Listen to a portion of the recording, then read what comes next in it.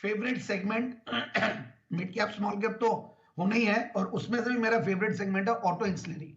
और आज इत्तेफाक से देखिए चौथी बार मैं वापस से ऑटो इंसुलरी स्टॉक लाया हूं, और रीजन भी है, देखिए ये सेगमेंट अच्छा कर रहा है और बढ़िया रिजल्ट्स भी आ रहे हैं। और भारत सीड्स लिमिटेड, अगेन मेरी राय यही है कि भारत सीड्स को मैंने दूसरी बार जेम्स में कवर किया है। पिछली बार मैंने 80-85 रुपए के लेवल्स पे किया था। एक बढ़िया ग्रुप की कंपनी, ग्रुप में बता दूं शारदा मोटर्स वाली ग्रुप जो है, उन्हीं की जो दूसरी मतलब सेपरेशन के बाद रोहित रेलन ग्रुप जो एनडीआर ऑटो, उसको भी मैंने कवर किया हुआ स्टॉक को। एक साथ बहुत बड़ा मूव ये स्टॉक दे सकता है क्योंकि थोड़ा स्टॉक लिक्विड कम है। बट दूसरी बात मैं बता दूं, ये मारुति सुजुकी की इसमें स्टेक और सुजुकी मोटर कॉर्पोरेशन, इन दोनों की मिला के इस कंपनी में स्टेक है 29% प्लस एनडीआर ऑटो। तो इस तरीके की पेडिग्री वाली, इस तरीके की स्ट्रॉन्ग बैकग्राउंड वाली ये कंपनी है। और साथ में जो सेगमेंट है वो भी बहुत बढ़िया है ऑटो इंसुलरीज में। और सीट्स बनाने वाली कंपनी जो गाड़ी में सीट लगती है, कार सीट्स, और दूसरा कारपेट्स भी बना रही है गाड़ियों के लिए। तो एक मुझे बहुत ही इंटरेस्टिंग ये कंपनी लगी और मैंने इसलिए आज जेम्स में कवर किया, दूसरी बार इनफैक्ट किया आज।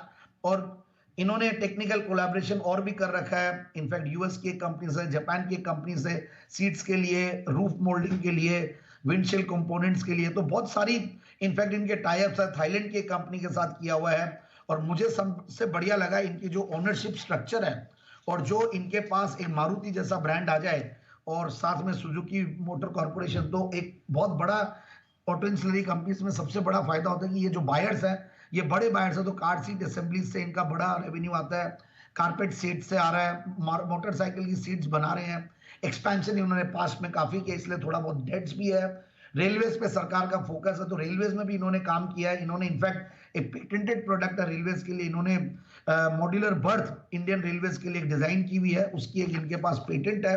सो ओवरऑल गुजरात में इन्होंने प्लांट लगा रखा है। और मैं लास्ट टाइम जब दिया था तभी भी ये सारी जिक्र किया था कि एक स्ट्रॉन्ग क्रेडिट रेटिंग्स भी कंपनी की है, जो कि बहुत इंपॉर्टेंट होता है एक छोटी कंपनी में, जो 500-550 करोड़ की रेंज की कंपनी होती है, वहां पे देखना।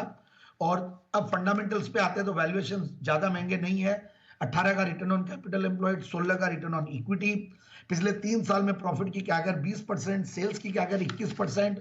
और मैं देख रहा था क्वार्टरली रिजल्ट्स, तो क्वार्टरली रिजल्ट्स भी बढ़ के आए और हाईएस्ट एवर टीटीएम बेसिस पे प्रॉफिट्स कंपनी बैठी हुई है और 1000 करोड़ का टॉप लाइन क्रॉस करती है, that is again very impressive. और शेयर होल्डिंग पैटर्न जैसा मैंने बताया कि ये स्ट्रॉन्ग शेयर होल्डर्स तो है ही है, और थोड़ा बहुत डीआईआईज और कुछ रिनाउंड इन्वेस्टर्स इन्वेस्टेड है। तो मुझे लगता है कि स्टॉक को इन लेवल्स पे ले 190-195 का टारगेट्स लगाए, और 250 का भी ये हाइज बनाया हुआ है, और 204 का 52 का हाइज है, तो 195 का टारगेट।